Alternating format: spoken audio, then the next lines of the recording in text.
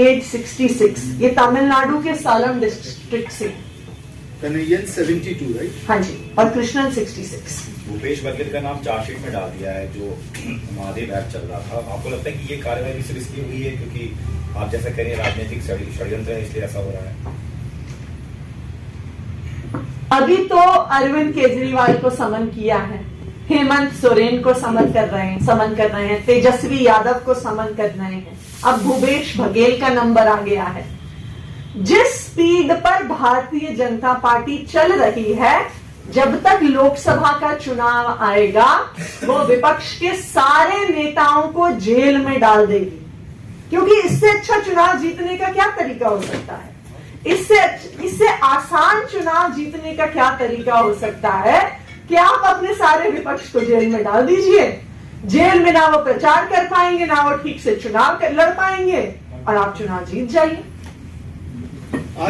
सालों से, जब से भारतीय जनता पार्टी शासित केंद्र सरकार ने आम आदमी पार्टी के नेताओं पर ईडी के द्वारा केस करवाने शुरू किए हैं, तब से अक्सर हम आप लोगों के सामने आते हैं और कहते हैं कि ये एक राजनीतिक साजिश है, कि ईडी का प्रयोग राजनीतिक कारणों से किया जा रहा है।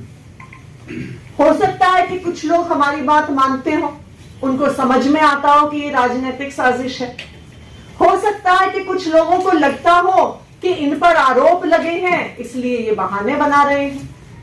लेकिन आज आधिकारिक तौर पर भारतीय जनता पार्टी शासित केंद्र सरकार ने देश के सामने ये प्रमाण रख दिया है कि ईडी यानी इन्फोर्समेंट डायरेक्टरेट सिर्फ और सिर्फ राजनीतिक षड्यंत्र रचने का एक साधन है।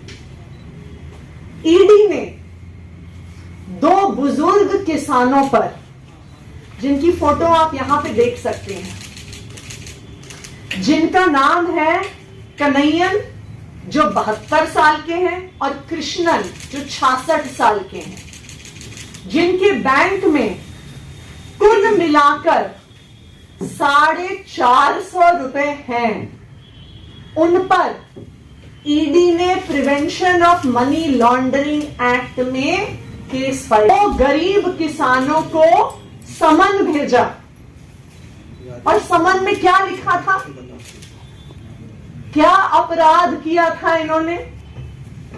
समन में लिखा था कि आपका एक 2017 का केस है जिसके लिए हम आपको समन कर रहे हैं, और वो केस था कि इन्होंने अपने खेत के आसपास बिजली की तार लगाई और उस बिजली की तार की वजह से 2 भैंसों की मौत हो गई।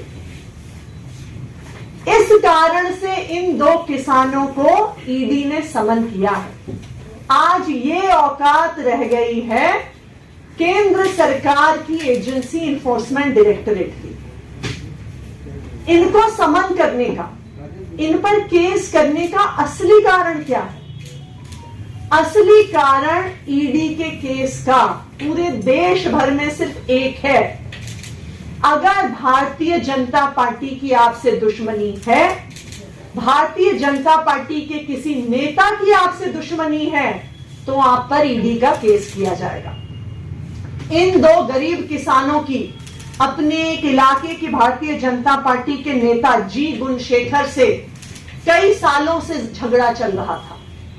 इन्होंने जब उस नेता पर केस किया, जी गुणशेखर जेल गया और उसका बदला लेने के लिए इन 450 रुपए की मात्र संपत्ति रखने वाले किसानों पर prevention of money laundering act का ईडी ने केस कर दिया और उनको तमिलनाडु से दिल्ली समन कर दिया। तो ये बिल्कुल साफ है कि ईडी आज इन्वेस्टिगेशन एजेंसी नहीं है, सेंट्रल गवर्नमेंट की इन्वेस्टिगेशन एजेंसी नहीं है। ईडी आज सिर्फ और सिर्फ भारतीय जनता पार्टी का एक राजनीतिक हथियार है, जिसे वो किसी पर भी इस्तेमाल कर सकती है। और यह भी साफ है कि ईडी का प्रयोग हो रहा है अपने दुश्मनों को हमला करने के लिए, पार्टियों को तोड़ने के लिए। अगर कोई विपक्ष का नेता ईडी का केस होने के बाद भारतीय जनता पार्टी में आ जाता है, तो फिर ईडी कहती है कि जी हमारे पास तो कोई सबूत ही नहीं था, हमें तो केस बंद करना पड़ रहा है, हमारी तो फाइल खो गई, इसलिए हमें केस विड्रॉ करना पड़ रहा है।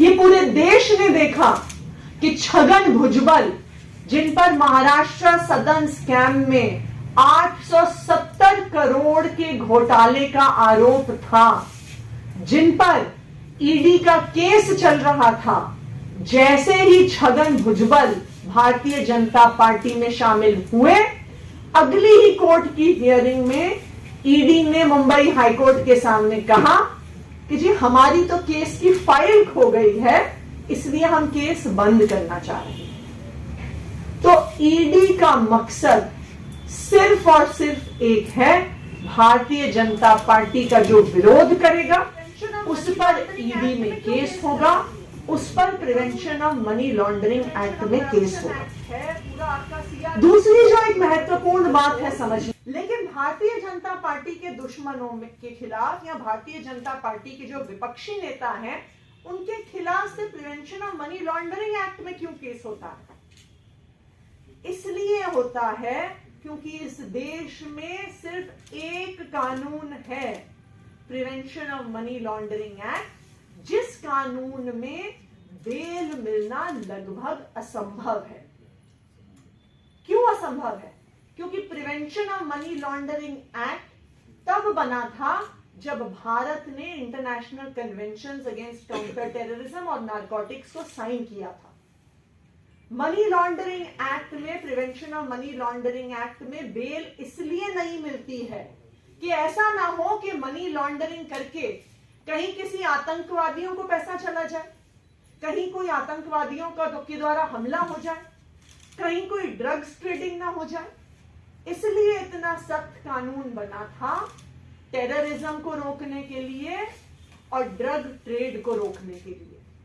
इसलिए पीएमएलए में, prevention of money laundering act में बेल मिलना लगभग असंभव है। लेकिन आज ईडी पीएमएलए को ड्रग्स की तस्करी के लिए नहीं इस्तेमाल कर रही है, आतंकवादियों के खिलाफ नहीं इस्तेमाल कर रही है, सिर्फ और सिर्फ अपने विपक्षी नेताओं के खिलाफ इस्तेमाल कर रही है कि एक बारी केस हो जाए तो उनको बेल नहीं मिलेगी और फिर भारतीय जनता पार्टी के प्रवक्ता टीवी पे आके कह सकते हैं कि देखा इनको तो कोर्ट से भी बेल नहीं मिल रही है, इनको किसी को भी prevention of money laundering act में बेल मिलना लगभग असंभव है। तो आज भारतीय जनता पार्टी, चाहे भारतीय जनता पार्टी के नेताओं के खिलाफ लड़ रहे किसानों को, चाहे भारतीय जनता पार्टी के खिलाफ लड़ रहे विपक्ष के नेताओं को, चाहे मुख्यमंत्रियों को, ईडी के द्वारा समन्स भिजवा रही है क्योंकि वो अपने विरोधियों को चुप करवाना चाहती है, उनका मुंह बंद करवाना चाहती है। लेकिन आज जब दो बुजुर्ग किसानों को 2 भैंसों की मौत के लिए अगर ईडी बुला लेती है तो ईडी का पर्दाफाश पूरे देश के सामने हो जाता है। Thank you.